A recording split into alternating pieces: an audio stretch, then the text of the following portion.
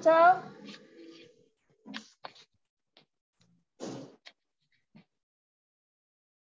¿Pueden ver ahí la pantalla? Sí, sí. Buenísimo, perfecto. Ahí comenzamos.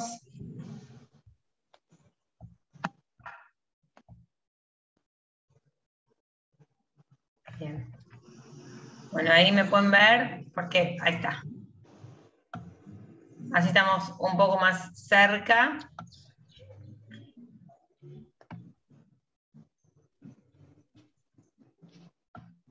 Bien. Bueno, vamos a dar comienzo a esta clase. Mil perdón por la demora nuevamente. Cosas que suceden con la tecnología. Así que mil disculpas. Esperen que tengo un tema que no puedo pasar. Ahí estamos, perfecto. Bueno, ahí estamos grabando la clase también para las que no puedan estar. Igualmente veo que somos un montón, lo cual está buenísimo. Esta es la clase número 2, ¿sí? Es clase número 2 que va a corresponder al módulo número 2 de Marketing 1. La idea de esta clase es un poco darles un pantallazo de lo que es este módulo, de los aspectos más importantes, de qué se va a tratar este módulo y cómo, para que ustedes lo puedan ir relacionando con lo que ya vieron en la primera clase y lo que van a ver después en la tercera clase. La idea de este módulo es primero hablar un poco de lo que es el análisis de mercado, de cómo se segmenta un mercado, del posicionamiento, cómo se logra el posicionamiento. Yo les pido que los que tengan alguna duda en algún momento, yo por ahí me embalo hablando y si alguno tiene alguna duda, me frena, tienen alguna pregunta, me hacen las preguntas que sean necesarias, eso no hay ningún problema. De cualquier manera, si hay algo algún tema que quieren revisar, lo volvemos a ver, no hay ningún drama. Bueno, para comenzar un poquito con esto, vamos a hablar un poco de análisis de la situación. Cuando nosotros hablamos de mercados y de segmentar estos mercados, el punto más importante y principal es poder conocer ese mercado. Bien, y para conocer ese mercado tenemos que saber a dónde está inmerso ese mercado, ¿sí? Desde lo que es, desde lo macro hasta lo micro. ¿Qué quiere decir esto? Que hay aspectos del macroentorno que van a afectar a nuestras organizaciones, van a afectar lógicamente nuestras decisiones. Lo importante de entender del macroentorno es que se refiere a todas las variables, ¿sí?, que afectan directa o indirectamente a nuestra empresa y a nuestra industria, ¿no? Es importante entender que el macroentorno tiene que ver con algo que es coyuntural, que es un contexto mundial, si se quiere, y que algunas variables pueden afectar en mayor o en menor medida a nuestras organizaciones. Los molesto si hay alguien que está, si se pueden mutear porque hay como mucho ruido de fondo, si se pueden mutear y después el que quiere hablar se desmutea sin ningún problema. Muchas gracias.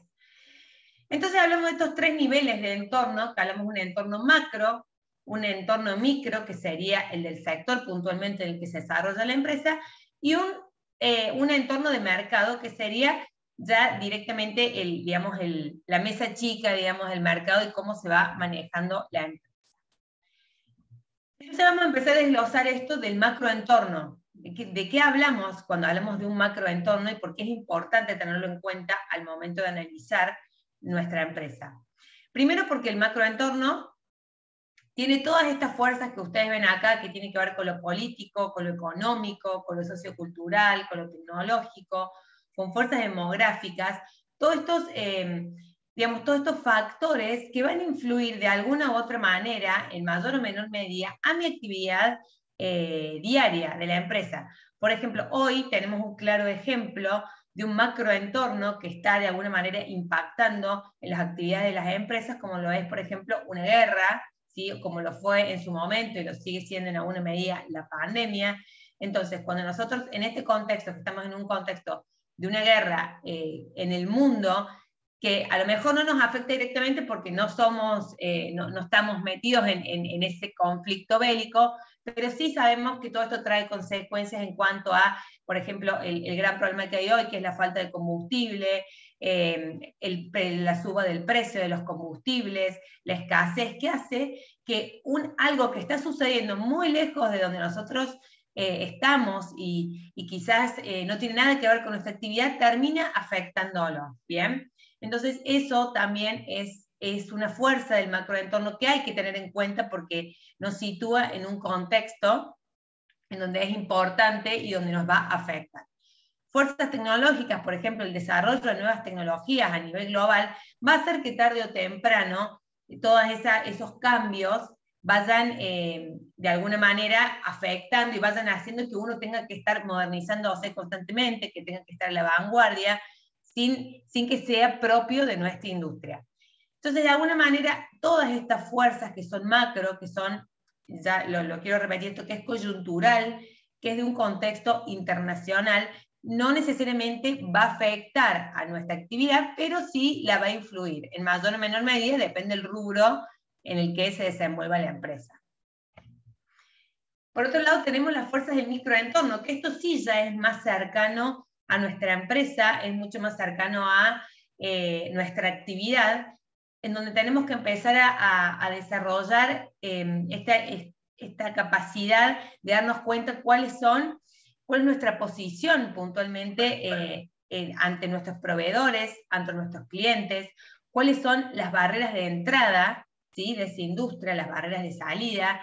Es decir, si yo estoy en una industria en donde mis barreras de entrada son muy bajas, seguramente voy a tener muchos más competidores que si estoy en una industria con barreras de entrada muy altas, ¿bien?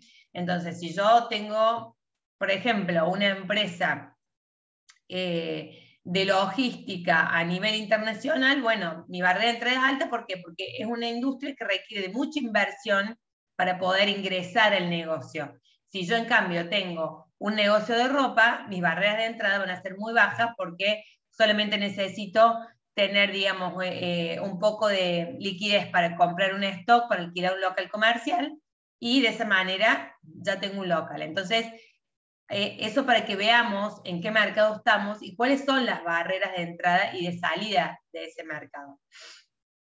¿Cuál es el poder de negociación de los clientes? Es decir, si es un mercado muy competitivo, los clientes seguramente van a tener mayor influencia sobre la negociación, van a poder negociar los precios, porque si no me lo compran a mí, tienen para comprárselo a 100 lugares más. Entonces, eso hace también que nosotros tengamos que estar atentos a cuál es el rol que nosotros tenemos frente a nuestra competencia. Saber cuál es el poder de negociación de los proveedores, si yo tengo capacidad como empresario de negociar mis precios, o si estoy frente a un proveedor que es un monopolio y que no tengo opción de negociar mis precios. Ver cuáles son los productos sustitutos, si los hay, qué cantidad de productos sustitutos hay, qué rivalidad competitiva tengo, si es un mercado que está muy atomizado o no. Todo esto me va a determinar y me va a dar una idea y me va a permitir conocer cuál es el rol de mi empresa en esa industria, en ese contexto, para yo poder saber básicamente qué armas voy a tener, y para empezar, que ya lo vamos a ver al último cuando hablemos de segmentación, vamos a entender de qué manera yo también me puedo diferenciar en ese segmento, cómo me puedo posicionar si tengo o no tengo muchos competidores. Bien, eso como pantallazo de lo que es el micro y el macro entorno. ¿Hasta acá vamos bien? Sí, muy bien. Bueno, perfecto. Cualquier duda me consulten, sí es importante porque esto lo he visto en muchas materias que se habla de este tema. Es importante entender la diferencia entre el micro y el macroentorno, y que el macroentorno es común a todos los mercados y el microentorno es propio de cada uno de los mercados. Bien, esa es la principal diferencia que tienen que tener en cuenta.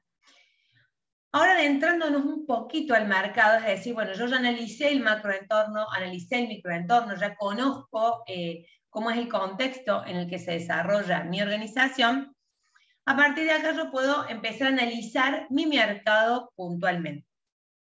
Bien, Cuando hablamos de mercado, hablamos de, ya sabemos, un conjunto de personas que están dispuestos a comprar, a adquirir un bien, personas o empresas que están dispuestos a vender y poner a disposición de los consumidores esos productos o servicios. Eso es lo que denominamos el mercado en general.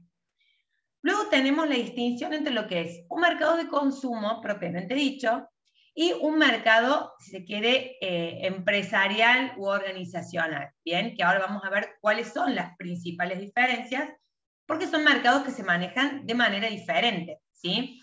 Son mercados que atienden a públicos diferentes y que, con lo cual deben tener estrategias distintas y formas de llegar al consumidor distintas. Entonces, en este mercado de consumo nosotros nos enfrentamos al consumidor final, ¿sí? Que nosotros, como individuos, somos consumidores de un montón de productos o servicios. Este consumidor final va a tener diferentes características, ¿bien? Va a tener características que van a tener que ver con los factores culturales, con los factores sociales y factores personales. ¿Qué quiere decir esto? Que estos consumidores van a estar de alguna manera condicionados por el lugar a donde viven, por el nivel socioeconómico que tienen, o por el nivel a lo mejor cultural que tienen, por las personas que los rodean, el ambiente en el que se mueven. ¿Bien? Entonces, todas estas características van a hacer que este consumidor se comporte de una determinada manera.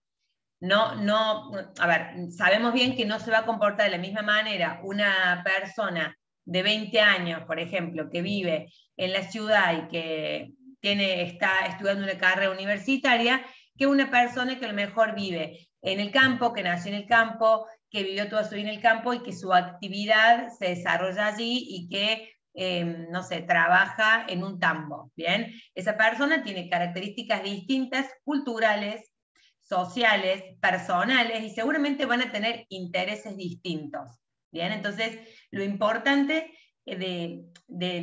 digamos, de este análisis de mercado es poder determinar cuáles son esas necesidades diferentes y cómo las vamos a atender para nuestros consumidores. A su vez, estos consumidores también van a tener diferentes formas de cubrir sus necesidades que van a estar de alguna manera marcadas por la motivación que tengan, ¿sí? La motivación la entendemos como un impulso, ¿sí? Que nos lleva a realizar una determinada acción. Van a estar también marcados por la percepción, que es la idea que las personas tenemos sobre algo, un producto o un servicio, qué es lo que pensamos, qué sentimos respecto a un producto o a una marca en particular, si la percibimos como de calidad o no de calidad, o si percibimos que eso nos puede ayudar a pertenecer a un determinado grupo, etc. El aprendizaje como herramienta fundamental de los consumidores, porque nosotros cuando consumimos vamos teniendo diferentes experiencias y en función de esa experiencia nosotros vamos a decidir consumir o no consumir ese producto. Si yo tuve una experiencia mala con un producto, seguramente no voy a querer volver a consumir ese tipo de producto. Entonces, este proceso de aprendizaje que realizan los consumidores hace que vuelvan o no vuelvan a elegir marcas o productos. Por otro lado, las emociones, que es un punto muy importante hoy en el consumidor, tanto como la experiencia, que tiene que ver con qué es lo que ese producto o qué es lo que ese servicio me genera, ¿sí? ¿Por qué lo compro? Muchas veces nos vemos ante situaciones que terminamos haciendo compras que son de carácter emocional. ¿Qué quiere decir esto? Que a veces hay productos que no necesitamos, pero que los vemos y nos impulsan a comprarlo porque nos hace recordar a algún momento de nuestra vida, o le compramos un juguete a un sobrino, a un hijo, porque era un juguete con el que jugué yo cuando era chiquita y me trajo muy buenos recuerdos. Entonces, las emociones también juegan un rol muy importante en el consumo. Y está comprobado que las personas manejamos nuestros comportamientos de compra de una manera inconsciente. El 95% de las actitudes de compra y de cuando realizamos una compra es de manera inconsciente. Si bien nosotros podemos hacer un análisis racional, hay un montón de cuestiones que no vamos a poder manejar, que van a pasar por la emoción y por cosas y por experiencias y por cosas que no son conscientes. A pesar de que uno crea que está comprando siempre racionalmente, hay un montón de cosas que en el medio se cruzan y nos damos cuenta que en realidad hay mucho de emoción en esos consumos. Y por último, la memoria, que es un poco esto, que está atado a la experiencia, a la emoción, es decir, ¿qué recuerdo yo de esa marca, de ese producto? ¿Qué recuerdo de ese servicio? ¿Cuál fue la experiencia que tuve? Todo eso hace marcar un camino para el consumidor. Ay, no se me pasa, en fin, ahí estamos. A su vez, además de este comportamiento que pudimos ver recién, de cómo está formado de alguna manera el comportamiento y cómo está condicionado este comportamiento del consumidor, también podemos ver que cada consumidor tiene un rol diferente en este proceso, ¿sí? A ustedes les habrá pasado como usuarios o como compradores de algún producto que quizás no fueron los iniciadores de la compra, o simplemente son los consumidores o son los compradores. Bien, entonces los roles que tenemos principalmente es el iniciador, quien detecta esa primera necesidad, ¿sí? Es decir, por ejemplo, a ver, podemos pensar en un par de zapatillas, por ejemplo. Tener una necesidad de decir, bueno, necesito comprarme, se me rompieron mis zapatillas y necesito comprarme un par de zapatillas nuevas para correr. Entonces, yo soy la persona que despierta esa necesidad para mí.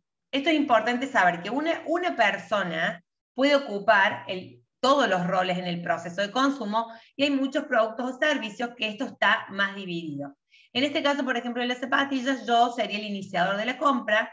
Seguramente el influenciador sería alguna persona que realice la misma actividad deportiva que yo y que me dé algún consejo y me diga, che, comprate esta zapatilla o no, esta te va a resultar buena, esta marca no. Entonces ahí hay otra persona que ya interviene en mi proceso, que es el influenciador. ¿Bien?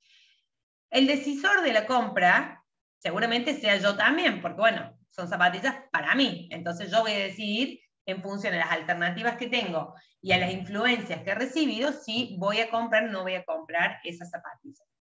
El comprador también voy a ser yo, porque soy yo quien va a hacer el acto de compra. O no, quizás en ese caso yo no sé, las veo por internet y le pido a mi mamá que vaya a tal lugar y me las compre. Entonces, en ese caso, ese rol de comprador lo delegué y ya no soy la compradora. Entonces, eso puede cambiar. Y por otro lado, el consumidor, sí voy a ser yo, porque voy a ser quien finalmente voy a ser el usuario de ese producto. Pero hay otras situaciones en las que no sucede de esta manera, en que una sola persona puede tener todos los roles dentro del proceso. Podemos tener, por ejemplo, el caso más, a ver si a ustedes se les ocurre cuál puede ser el caso más visible de diferencia de roles en todo el proceso. A ver si alguno se anima a dar un ejemplo.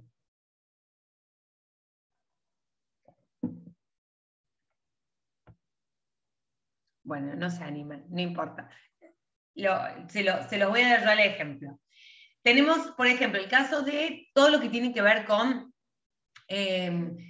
productos para niños, por ejemplo, en donde el consumidor seguramente es un niño, pero todo el proceso de compra lo realice otra persona, ¿sí? Entonces vamos a tener un iniciador que, por ejemplo, vamos a pensar que, no sé, el papá se dio cuenta que faltan pañales para el bebé. Entonces, el papá es el que se dio cuenta de que hay una necesidad, que hay que comprar pañales. Bueno, y a lo mejor se pone a hablar con alguien, o hablo con su mujer o con sus amigos, y dice, che, me faltan pañales. Bueno, le dice, compra este porque está bueno, no se le tapa la cola, te va a resultar, dura mucho. Bien, hay un decisor de la compra que quizás, si ese papá tiene una mamá también que está a cargo de su hijo, charlarán entre ellos hablando de qué pañal comprar, según el precio, según la calidad y según todo lo que les han comentado. El comprador de ese producto puede ser el papá o la mamá, que digan, bueno, listo, nos decidimos por esta marca de pañal, y vamos a comprar esta marca. Pero finalmente el consumidor va a ser el niño. Entonces, ahí vemos cómo estos roles se pueden ir modificando, ¿sí? Y pueden tomar parte varias personas en un mismo proceso de compra de un producto o servicio. Entonces, ¿cómo sería este proceso de la compra? Primero, partimos de lo que denominamos de identificar la necesidad, ¿sí? Que es esto de, bueno, ¿qué es lo que me está faltando? ¿Sí? Tengo entendido que en la clase anterior ustedes vieron esto de las necesidades, de la pirámide de Maslow tan conocida, en donde tenemos diferentes niveles de necesidades, y a medida que vamos cubriendo unas necesidades, vamos pasando a otras superiores. Entonces, por un lado, identificamos primeramente la necesidad que tenemos, luego buscamos información acerca de ese producto o ese servicio, y en función de eso vamos a evaluar todas las alternativas que tenemos disponibles para satisfacer esa necesidad. Después realizamos la compra propiamente dicha, y después tenemos como si, digámosle, un output, que es el comportamiento posterior a la compra. Y en esto me gusta siempre hacer Disculpe, le quisiera hacer una consulta. Sí. Mira, usted está hablando mucho sobre el tema de lo que esta sería la clase 2 del módulo 2, y ayer había una clase teóricamente a las 3 de la tarde. Yo quisiera saber si en esa clase en la que nos hubiesen dado todo sobre el módulo 1. La verdad, no, tengo entendido que el martes hubo una clase sobre el módulo 1, que la dio una profesora Pilar. Pero clase, no nos llegó ningún mail sobre eso. Eso me parece que No estaba por sabía. Canvas. No sé si a ustedes no les llegó. Esto, a ver, les cuento, chicos, esto está haciendo por Zoom porque yo tengo un problema puntual con el Canvas, que no puedo hacer las clases por esa plataforma, pero entiendo que las otras profes sí, y seguramente lo han hecho por esa vía. De cualquier manera, no se preocupen, porque yo creo que todas esas clases están grabadas, así que van a poder seguramente verla, pregúntenle, consulten con sus tutores, pero las clases quedan grabadas, con lo cual seguramente la puedan retomar a la clase de ayer. Yo no sé, sinceramente, no sé si la clase de ayer era de módulo 2 o módulo 1. Yo estuve buscando en lo que es el buzón de mensajes que nos hablan siempre en el Canvas los profesores y nos avisan. Y nos avisaron solamente de la clase de ayer y no nos avisaron que había una clase en el Canvas el martes anterior. Por eso estaba un poco perdida. Yo pensé que este iba a ser un repaso, digamos, completo de los dos módulos. Y ahora veo que es solamente del módulo 2 y por eso consultaba nada más. Claro, pero en la de ayer dieron módulo 2. No, no la dieron en la de ayer. Ayer no dimos nada porque hubo un problema y no pudieron conectarse a la clase. Bien. Bueno, mira, para que se queden tranquilos, la clase del módulo 1 ya la dieron, con lo cual esa clase tiene que estar grabada, así que en todo caso la pueden revisar, piden el link, o debe estar subido a la nube, pero esa clase se va a poder ver para que ustedes tengan esa clase que fue, entiendo, el martes, la del módulo 1, y esta es la del módulo 2, ¿sí? Buenísimo, gracias. Nada de nada. Bien, entonces, continuando con este proceso de compra, un poco es importante también tener en cuenta que el proceso de compra, esto también está hilado con algunas otras materias que les pueden servir, pero este proceso de compra es importante entender que no es solamente el momento de la compra. El proceso de compra empieza siempre mucho antes, empieza cuando el consumidor nos está tomando en cuenta y está investigando y está teniendo esa primera necesidad y nos toma en cuenta para satisfacer su necesidad como producto, servicio o ya sea como marca. Entonces, por eso es importante también el comportamiento posterior a la compra, ¿sí? Porque si bien la compra ya está efectuada, si yo luego de esa compra tengo un mal servicio de postventa, o si los consumidores tienen algún tipo de problema con el producto o servicio y yo no les doy una respuesta, seguramente la valoración total de esa compra sea negativa. Entonces, por eso es importante tener siempre en cuenta cuál es el proceso entero que hace el consumidor para poder brindarle un buen servicio en todo el proceso y no solamente en el momento de la compra. Como dijimos, bueno, teníamos este mercado, se dividía en un mercado de consumo, en donde principalmente estaban, digamos, los participantes de ese mercado eran las empresas y los consumidores finales. Y por otro lado tenemos este mercado empresa, ¿sí? En donde los consumidores pasan a ser organizaciones. ¿Y en qué se diferencian de los consumidores que hablamos, que tienen variables que los afectan como variables económicas, variables culturales, variables sociales? En las organizaciones tiene ciertas características que hay que tener en cuenta, como por ejemplo que hay una menor cantidad de compradores, porque lógicamente ya no estamos hablando de un universo de consumidores, sino estamos hablando de grupos reducidos de empresas que pueden llegar a adquirir nuestro producto o nuestro servicio. Esto permite que las organizaciones tengan relaciones mucho más cercanas con los clientes, ¿sí? Porque al ser menos hace que estén más cerca.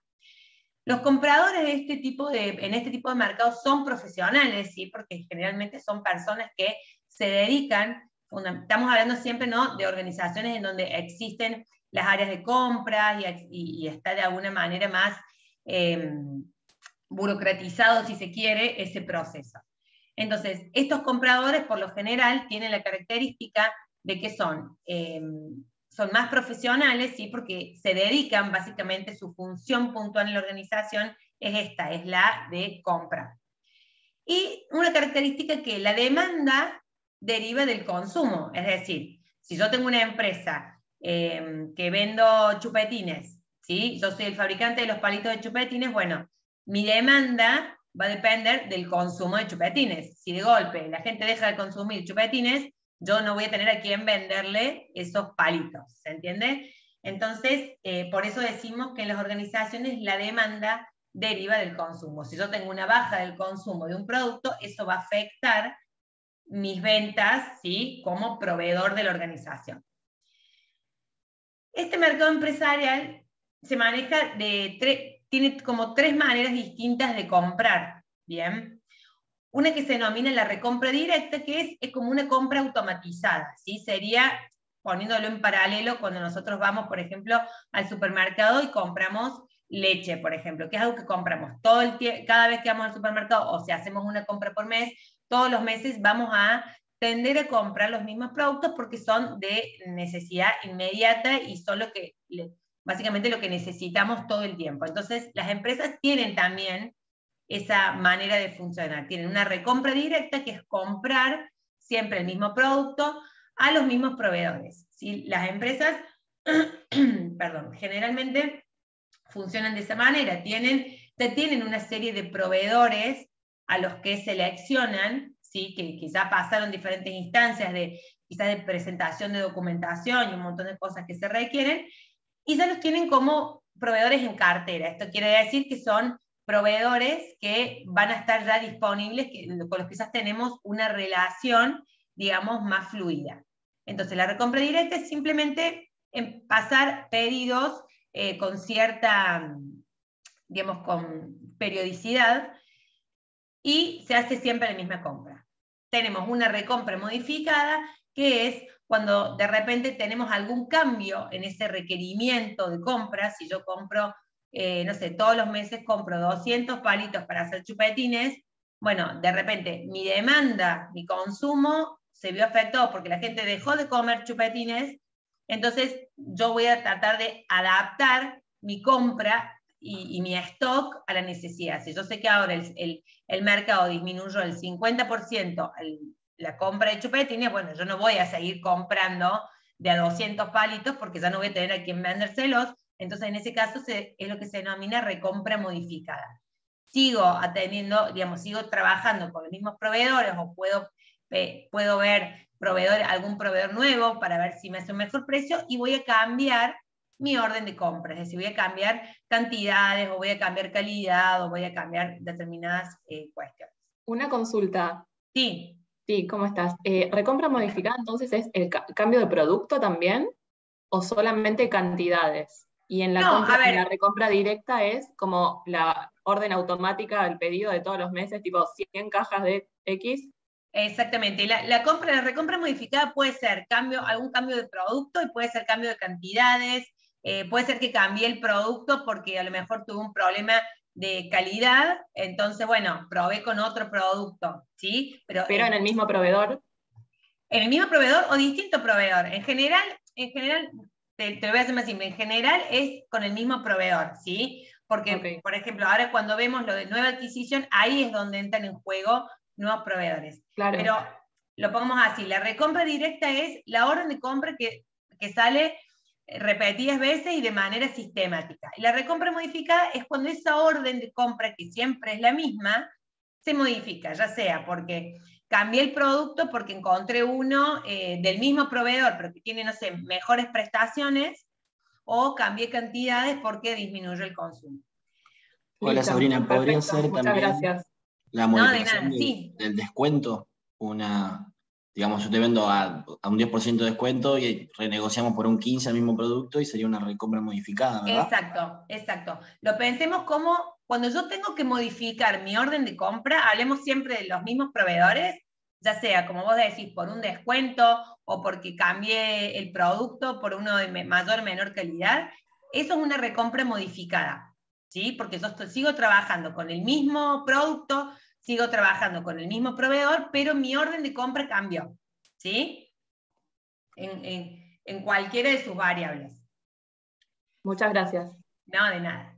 Cuando hablamos de nueva adquisición, ahí sí es donde empezamos a hablar de, bueno, ahora sí empezamos a pensar que necesitamos un producto distinto, porque tenemos otra demanda, porque tenemos que fabricar otro producto, y a su vez, como necesitamos un producto distinto, vamos a barajar también otras opciones y vamos a empezar a abrir el juego a otros proveedores que los que ya tenemos, ¿sí? Entonces ahí, cuando hablamos de nueva adquisición, hablamos de esto, de abrir el juego y empezar a tratar con nuevos proveedores. Y esto, el mercado empresarial, es un punto sumamente importante, porque si alguno tuvo la posibilidad a lo mejor de trabajar en alguna empresa o de hacer alguna pasantía, generalmente las empresas, no hablo grandes empresas, hablo de empresas medianas, tienen estos procesos bueno, cuando ingresa un nuevo proveedor, bueno, hacer un análisis de ese proveedor, cuál es la solvencia, qué respuesta da, cuáles son los precios, empezar a negociar los precios, empezar a evaluar cuál es su situación impositiva, cómo son las entregas.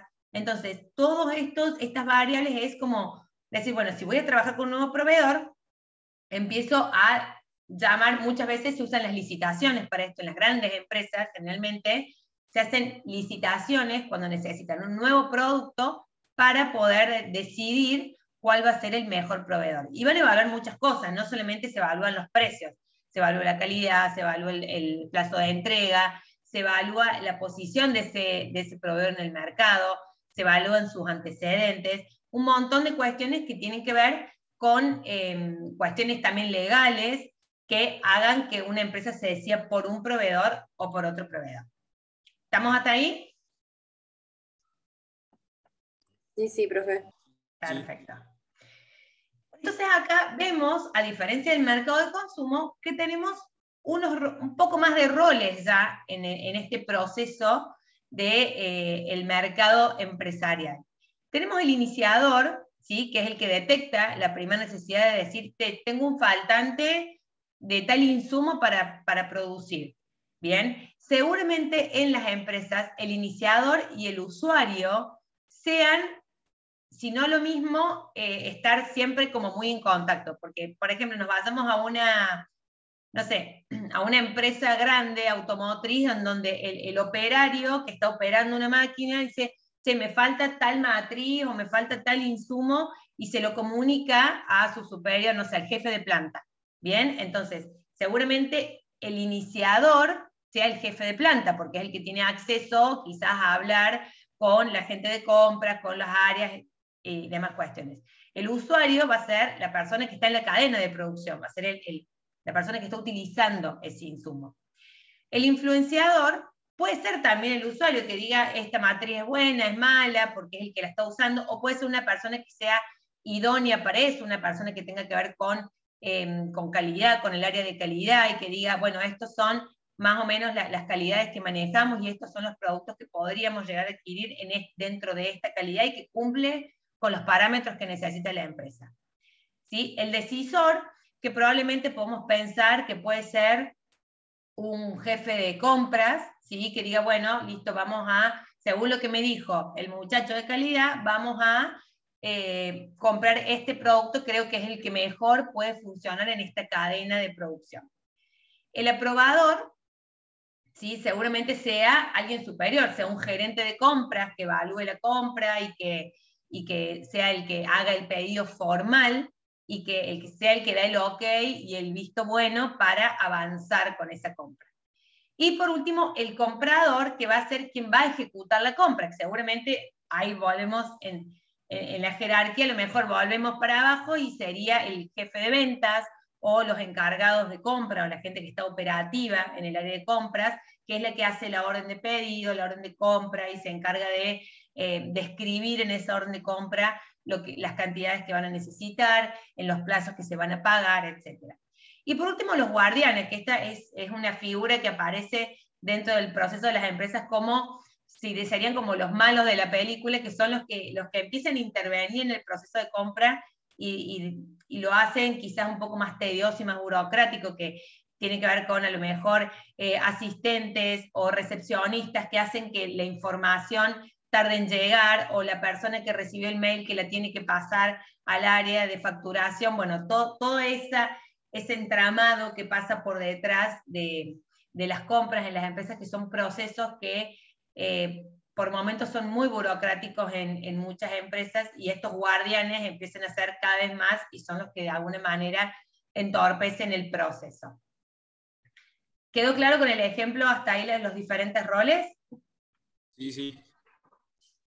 Bien, esto si lo trasladamos también, esto yo se los grafico de esta manera para que ustedes lo vean, cómo funciona en una gran empresa donde tenemos muchas áreas y tenemos áreas encargadas de diferentes cosas, pero esto también puede pasar en una pyme, en donde tenemos el dueño, que es el que hace todo, y en ese caso, bueno, va a ser como en el proceso de consumo de las personas, va a ser un poco quizás el dueño y el socio los que realicen estas actividades alternadamente, si se quiere.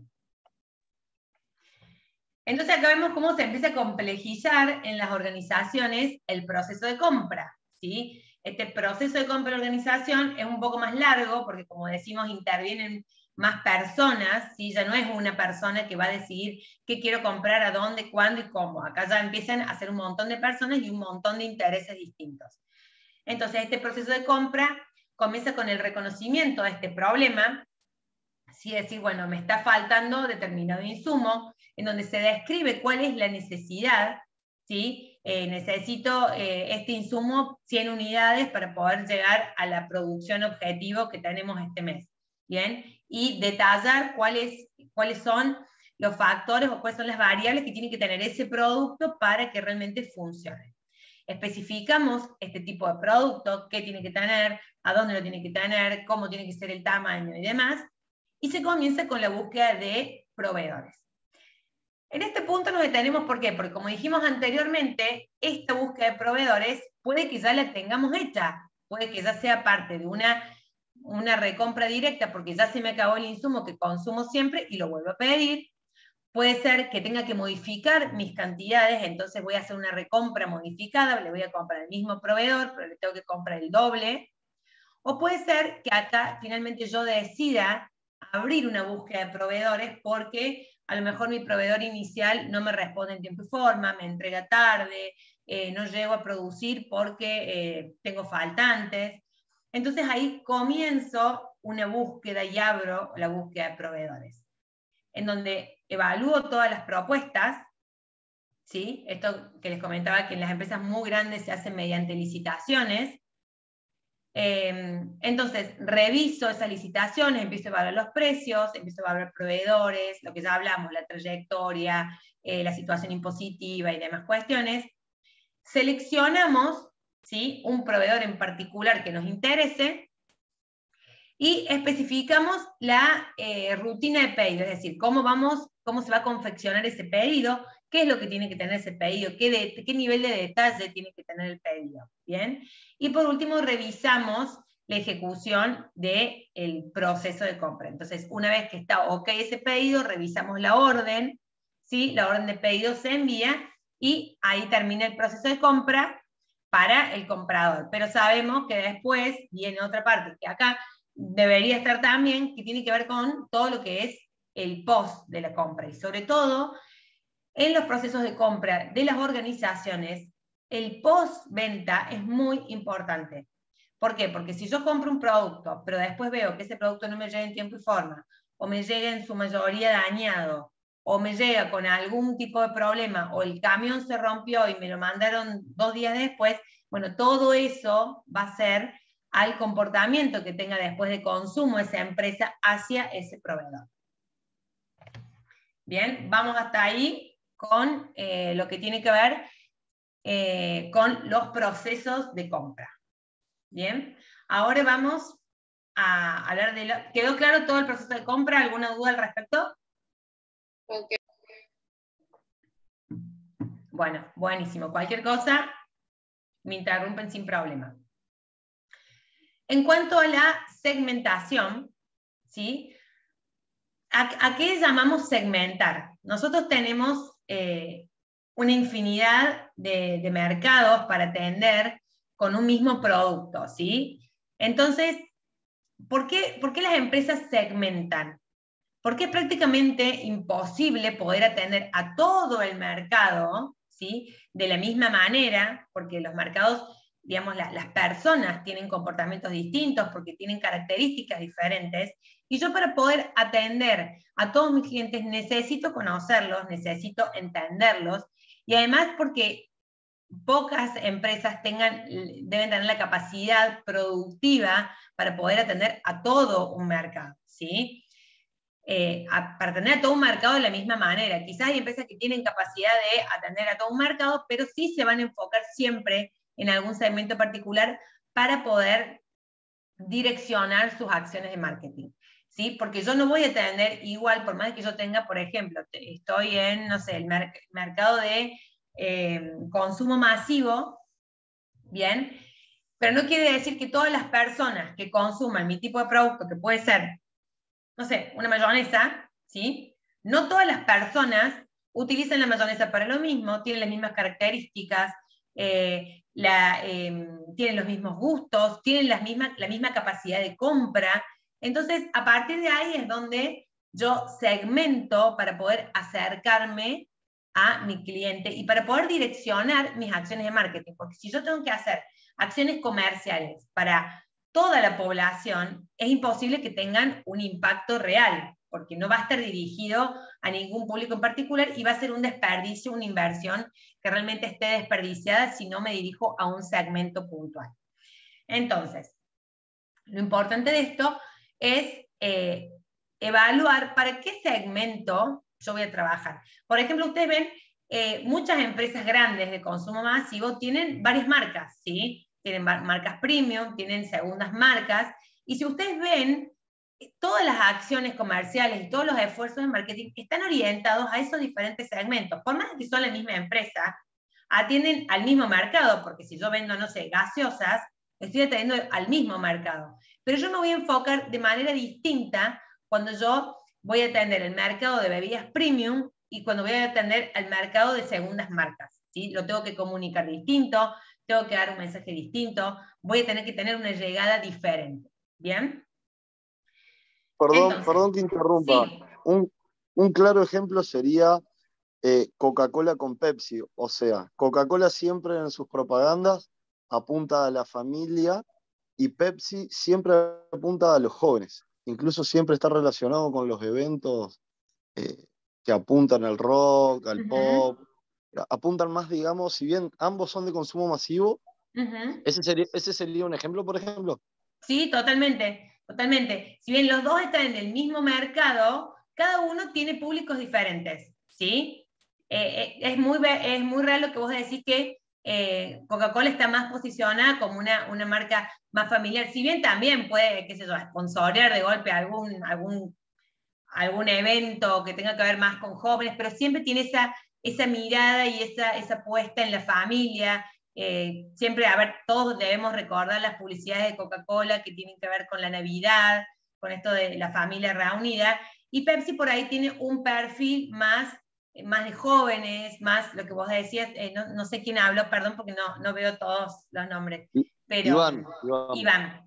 Tal como decía Iván, Pepsi está quizás más orientada a otro segmento y por eso apunta sus acciones y por eso nosotros lo individualicemos así, decimos Coca familia, Pepsi juventud, fiesta, ese tipo de cosas. Entonces, esa es una clara muestra de segmento y asimismo dentro de estas marcas, por ejemplo, Coca-Cola, como vos decías, apunta a esto familiar, entonces todas sus acciones, sus publicidades van a estar enfocadas en esto, y por ejemplo tiene otra línea de bebidas isotónicas, por ejemplo Powerade, que vemos que trabaja con otro segmento, en donde está relacionado a lo deportivo, y donde vemos que Powerade no tiene una propaganda que esté toda la familia cenando y tomando Powerade, sino que es una persona haciendo actividad física y apunta a ese segmento.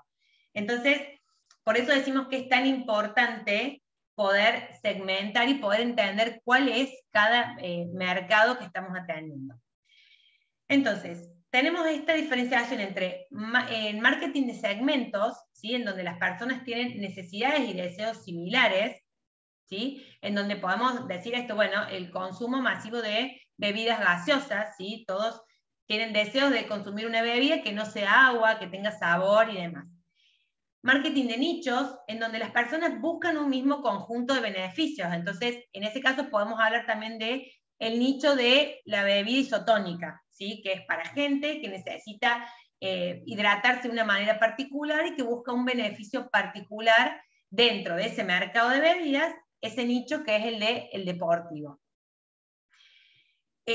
Para que ustedes lo tengan en cuenta, el nicho está dentro del segmento, el nicho es como es interno al segmento, digamos, una vez que yo tengo mi segmento que es de bebidas, ¿sí? El nicho es la bebida isotónica, por ejemplo, es como que es más chiquito, es más específico. El marketing local, que tiene que ver con personas que residen en un mismo lugar, que van a tener características muy particulares, entonces este mercado se va a atender de una manera particular, es decir, por ejemplo, gente que no sé, por ejemplo, vive en el sur, que tiene una determinada necesidad constructiva por el tipo de suelo, por las temperaturas, etc. Bueno, eso se denomina un marketing local, porque si bien yo puedo quizás atender con el mismo producto a otro mercado, ese producto puntualmente lo tengo que comunicar y lo tengo que de alguna manera atender de una manera distinta por el lugar en el que esté ubicado, porque va a tener características diferentes. Bien. Yo les pongo, por ejemplo, un ejemplo, no sé si muchos conocen lo que tiene que ver hoy la construcción modular, que se da muchas veces en contenedores, ¿sí? Cuando se hacen esos módulos habitables, oficinas, etc. En donde, por ejemplo, hay clientes que utilizan este módulo habitable para una oficina en una obra, en una ciudad, porque a lo mejor obras grandes, empresas grandes que hacen obras viales, por ejemplo, alquilan o compran estos módulos habitables para ir trasladando los diferentes obras. Bueno, eso tiene un determinado uso. Y hay personas que utilizan estos módulos, por ejemplo, en lugares en el sur, se utilizan mucho por el tipo de suelo que tienen y por la dificultad de la construcción, por la zona montañosa, utilizan esto como casas para vivir, ¿bien? Y son casas que, como las que nosotros podemos ver acá, no sé, casas de 300 metros, que se hacen en contenedores porque tienen, a lo mejor, están ubicadas en un lugar que la construcción en ese lugar sería mucho más cara si yo hiciera una construcción tradicional. Pero esa misma casa que yo vendo en el sur, y que se vende muchísimo, esas casas grandes en contenedores, quizás si yo la quiero trasladar y la quiero vender, por ejemplo, en la ciudad de Córdoba, a lo mejor no tendría el mismo impacto porque acá tenemos otras condiciones para poder construir. ¿Bien? Entonces ahí vemos cómo el marketing, se hace ese marketing local, en donde, bueno, yo sé que en el sur puedo vender una casa de 300 metros hecha de contenedores, pero sé que en una ciudad seguramente me dedique más a vender módulos para oficinas o módulos habitables pequeños para no sé, para un quincho o una pequeña casa de campo. Porque acá en la ciudad tenemos otras características para construir. ¿Bien? Y el marketing personalizado, no sé por qué puse así, marketing personalizado sería, Este marketing de uno a uno, es la customización del producto o servicio, es esto de armar de alguna manera el producto según la necesidad puntual del cliente, ¿sí? No sé si ustedes, no sé si se van a acordar, porque quizás son demasiado jóvenes, no sé en qué edad están rondando, pero en una época, no sé si se acuerdan, si alguien vivió la heladería Dolce Neve. ¿Alguien conoce lo que era Dolce Neve? Yo por lo menos no. Ay, qué tristeza. Qué grande que me siento. Bueno, Capaz esa que porque heladería. no estaba acá. Ah, bueno, no, pero igual era cuando yo era chica, así que fue hace mucho. Pero No, yo tampoco. es heladería. Bueno, ahí me voy dando cuenta más o menos la edad que tienen. O sea, si no conocen Dolce Neve, tienen todos menos de 30, 28, 30 años. Esa heladería lo que hizo en un momento, era una heladería tradicional, y en un momento hizo una especie como de buffet, si se quiere, de helados, en donde vos ibas, te servían el helado que vos querías, y vos después pasabas por una serie de, no sé cómo llamarlo, como un buffet en donde uno podía ir poniéndose las cosas que quería. Había, no sé, por decir, rocklets, caramelo, gomita, un horror, era un festival de azúcar. Entonces, ahí cada uno armaba el producto en función a lo que le gustaba. Entonces había una customización de ese producto, ¿sí? La empresa se encargaba de darte lo que vos necesitabas, que no era igual para todos, no era estandarizado para todos.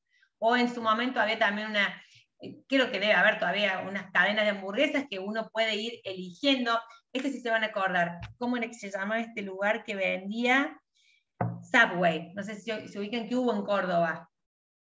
Estos locales que eran de comida rápida, en donde vos podías elegir el pan, podías elegir el relleno, podías elegir los aderezos, podías elegir. Entonces, si bien había algún producto que era estandarizado, en general lo novedoso del producto era que las personas podían elegir qué agregarle a su producto, a lo que estaba, lo que quería comer, digamos. Entonces, eso es lo que se denominaba la customización, que es el marketing personalizado uno a uno. Bien.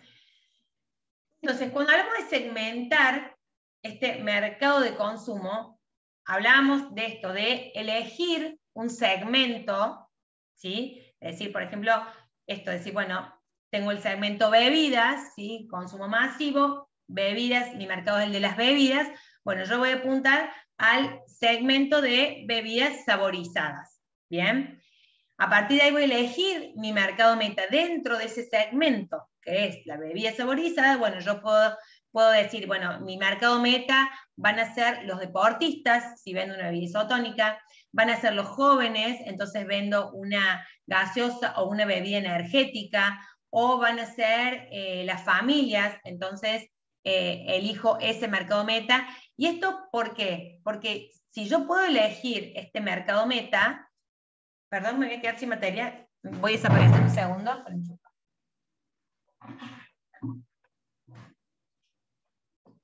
A ver, ¿se enchufó? No.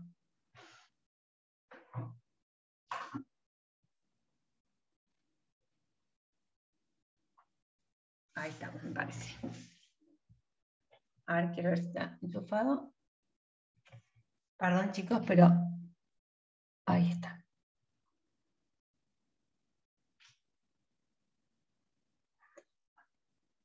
Bien, entonces, una vez que yo elijo ese mercado meta, puedo posicionarme en el mercado y puedo dirigir mis acciones de marketing para esto. Eso es lo más importante y lo más fundamental de la segmentación del mercado, que lo que me permite es no solo conocer mi mercado, sino también, a partir de ese conocimiento que yo voy a tener del mercado, es poder de alguna manera entenderlo y conocerlo, ¿bien? Y poder definir qué es lo que este mercado necesita, cómo lo comunico, cuáles son las cosas que este mercado valora o no de mi producto o mi servicio. ¿Bien?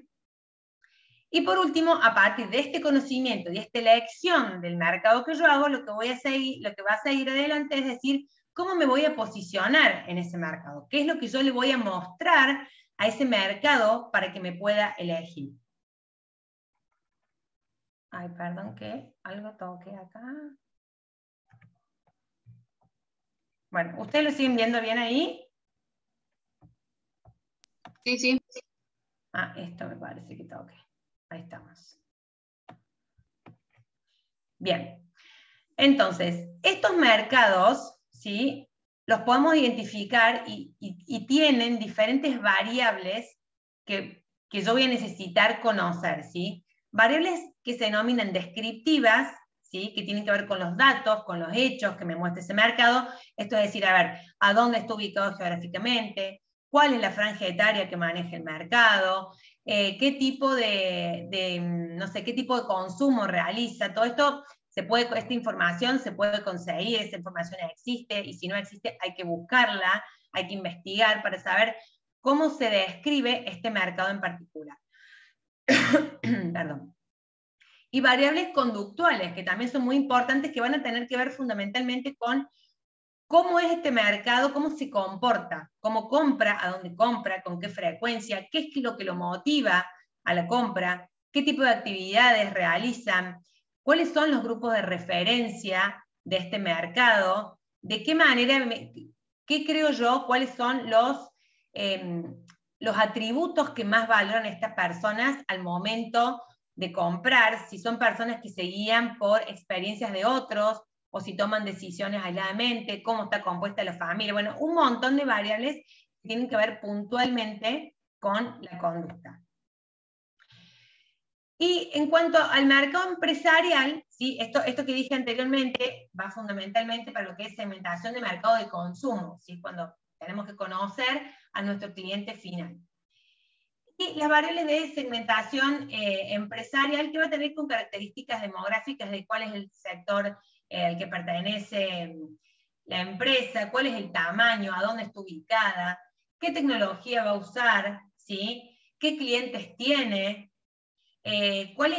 cómo se organiza esa empresa en función a la compra, de qué manera compra, quiénes compran, cuáles son el historial de proveedores, quiénes son sus proveedores actuales, a quiénes están analizando, factores y situaciones, si son compras de urgencia o no, si tienen compras a lo mejor muy específicas y esporádicas, y cuáles las características del personal, si tienen un área de compras, cuál es la relación que tienen los empleados con esa empresa. Entonces yo, según también obviamente mi capacidad productiva, yo voy a decir, bueno, voy a poder atender a una determinada empresa o no. Hay empresas, por ejemplo, que prefieren no ser proveedores, ¿sí?, de otras empresas. Esto pasa mucho también en el mercado gubernamental, en donde hay muchas personas, y lo digo con conocimiento de causa, que deciden, como una forma de trabajar en el mercado,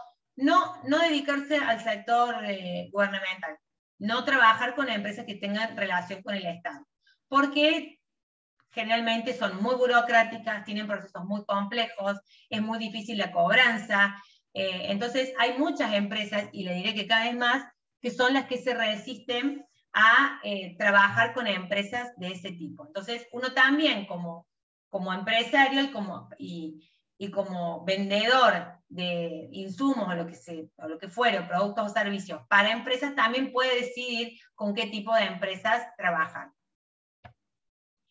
Bien.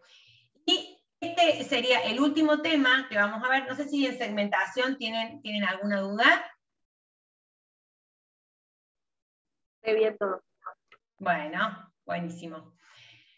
En cuanto a posicionamiento, como decíamos al principio, esto de el posicionamiento va a venir siempre luego de la elección de este mercado meta, de la segmentación, luego de que yo defino puntualmente cuál es el grupo que yo quiero atender, qué características va a tener ese usuario. Bueno, a partir de ahí, yo voy a realizar un posicionamiento según el público que haya elegido. Lo primero para marcar un posicionamiento va a tener que ver con determinar el marco de referencia competitivo. Esto es decir, lo primero que yo tengo que hacer cuando quiero posicionarme es decir, bueno, a ver, ¿qué están haciendo mis competidores? ¿En qué se destacan? ¿Sí? ¿Qué es lo que hacen? cómo funciona su empresa, qué tipo de empresa tiene, si es una empresa grande, si es una empresa chica, tienen empleados, no tienen empleados, reconocer cuáles son las diferencias y las similitudes que yo tengo con esa empresa, ¿sí? Es decir, es una empresa parecida a la mía, yo tengo una ventaja en esto, me doy cuenta que ellos son débiles en esto. Entonces, primero que nada es este reconocimiento de cuáles son los jugadores que están en mi mismo mercado y de qué manera yo puedo sobresalir de ese mercado, ¿bien? Y a partir de esto, de empezar a reconocer cuáles son las diferencias, cuáles son las similitudes, etcétera, yo creo el mantra de la marca. Es decir, a partir de acá yo encontré que hace mi competencia, y como encontré lo que hace, también encuentro lo que no hace. Entonces, lo más saludable para el posicionamiento es tratar de encontrar lo que las empresas no hacen para poder hacerlo nosotros. ¿Sí? ¿Alguien quiere preguntar algo? Ah, bueno, escucha, hay un micrófono abierto. Cualquier cosa me interrumpe. Entonces, creamos este mantra de la marca, es decir, detectamos cuáles son los puntos que yo tengo a favor de mi competencia, en dónde me puedo destacar, y a partir de ahí creo este mantra. ¿Y qué es lo importante esto de crear el mantra? Porque no es porque hablamos de mantra, que es algo como mucho más, se siente como mucho más importante o mucho más profundo que crear un posicionamiento. Porque el mantra implica que no solamente yo voy a crear un posicionamiento de mi marca, no solamente voy a definir cuáles son los atributos que yo voy a destacar, sino que esto tiene que ser comunicado a toda la organización. Cuando hablamos de mantra, hablamos de que las personas necesitan en toda la empresa respirar esto que nosotros queremos vender, respirar cuáles son nuestras ventajas competitivas, qué es lo que en qué nos destacamos, en qué somos buenos. Y por eso es tan importante una parte clave del posicionamiento, y está muy ligado a la comunicación, tanto interna como externa. Si yo no comunico a la gente que trabaja conmigo qué es lo que yo quiero que mis clientes vean, por qué yo quiero que mis clientes me valoren, por qué quiero que piensen en mí cuando piensan en calidad en el servicio, no sé, de venta de hamburguesas, pongamos. ¿Por qué quiero que piensen en mí? Entonces, eso es el posicionamiento. Lograr que cuando yo diga, cuando hablamos de las bebidas, las bebidas gaseosas, tenemos Coca-Cola. Bueno, porque Coca-Cola tiene un posicionamiento ya en nuestra cabeza, perdón, que hace que nosotros, cuando decimos gaseosa, decimos Coca. Cuando vamos a comprar un kiosco, no decimos una gaseosa cola, decimos dame una Coca. Lo mismo pasa con marcas de cerveza, lo mismo pasa con casas de comida. Entonces, ese posicionamiento, lograr que las personas asocien nuestra marca al producto directamente, sin pensar en otras opciones. ¿Bien? Entonces, este mantra que decimos tiene que también ir desde adentro hacia afuera. Sí. ¿Cómo dijo? ¿Lo puedo repetir? ¿Qué de todo? ¿Lo del mantra? Lo del mantra, justito lo del mantra, por favor.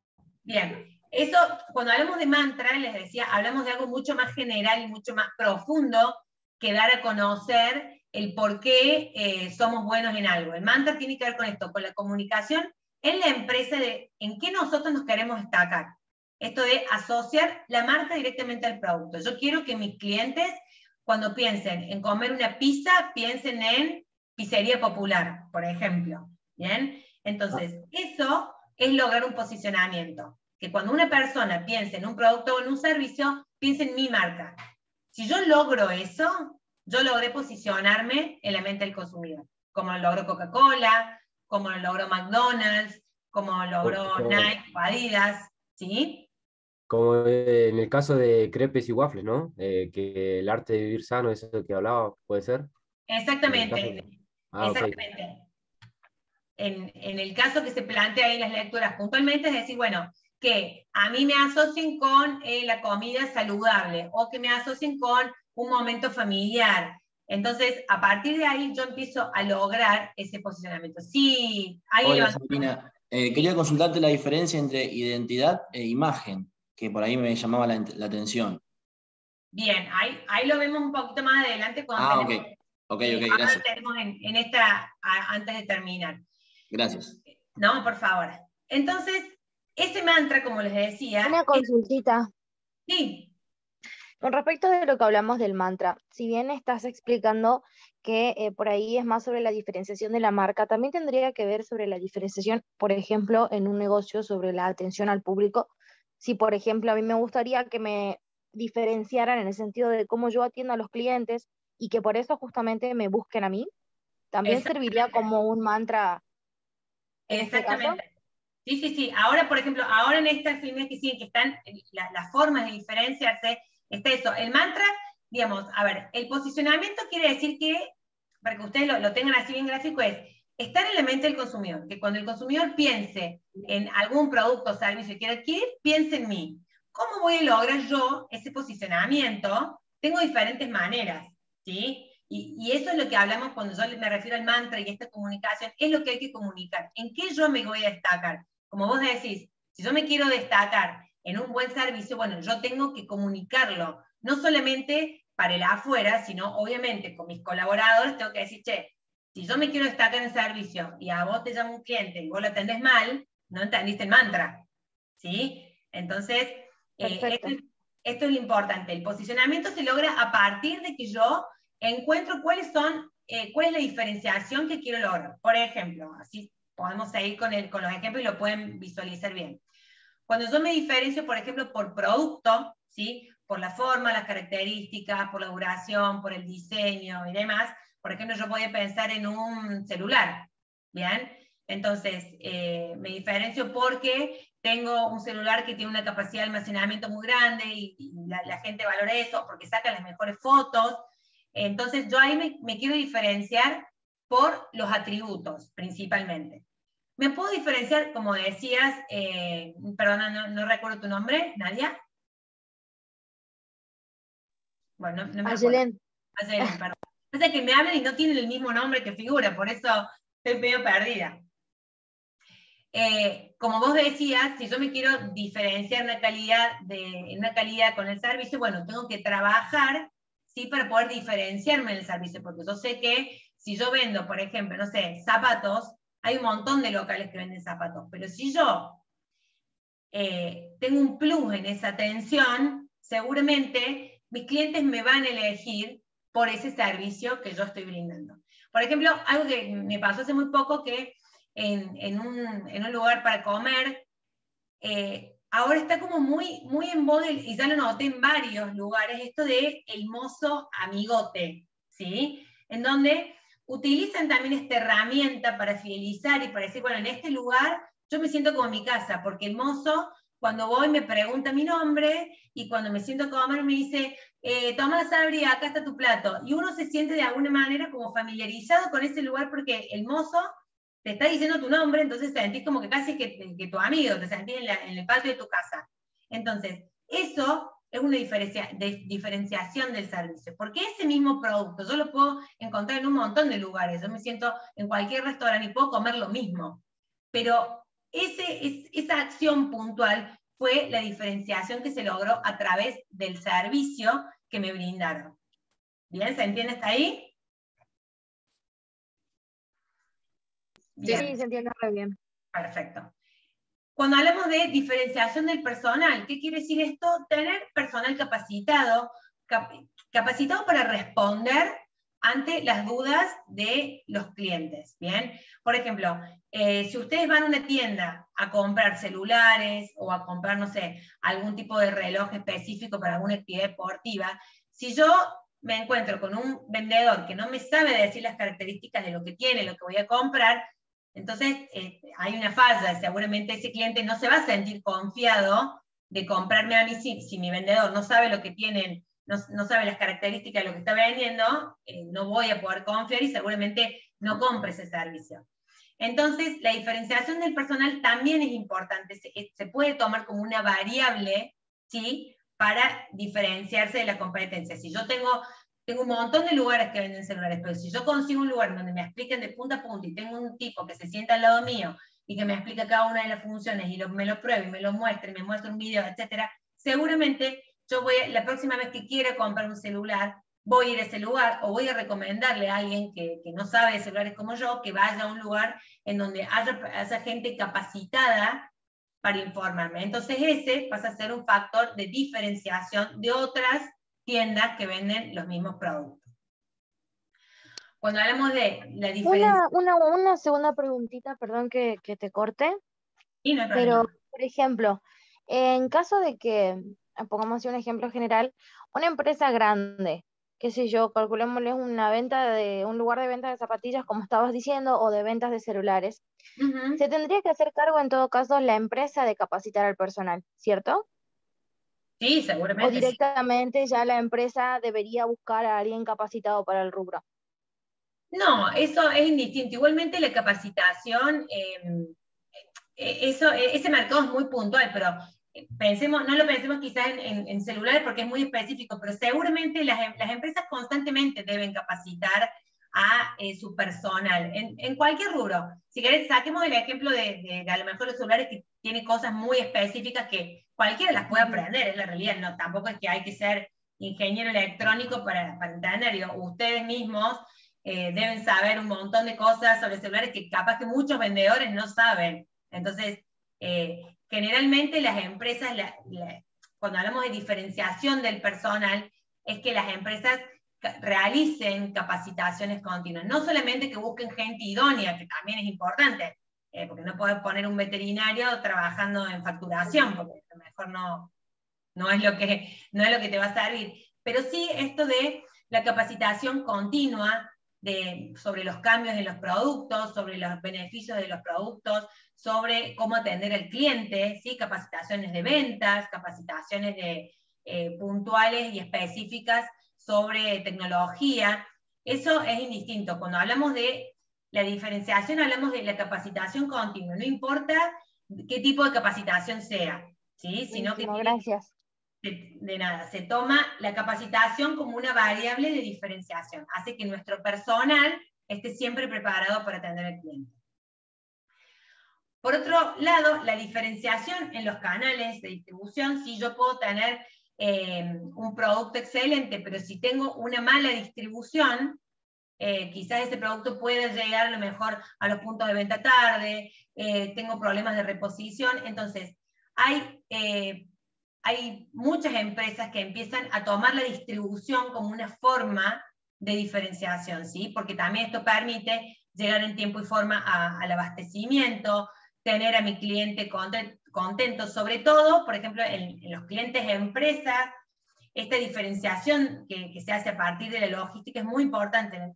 La logística, para que ustedes tengan en cuenta, en Argentina es muy compleja, en el mundo es muy complejo, el canal de logística, y muchas veces la logística hace que se pierdan ventas, que se complique la atención del servicio, que los clientes tengan una mala percepción por un problema de distribución. Entonces, poder diferenciarnos en este punto, en los canales de distribución, es muy importante y también se puede tomar como un factor más para el posicionamiento, ¿sí?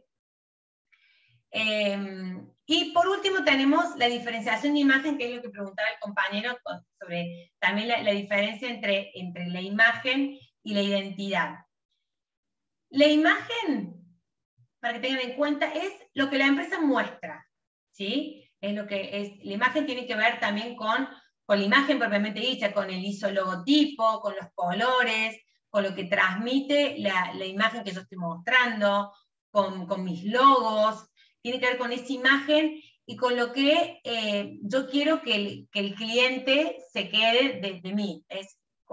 Nosotros pensamos, como decíamos, Coca-Cola, pensamos en una familia, se nos viene esa imagen de la familia.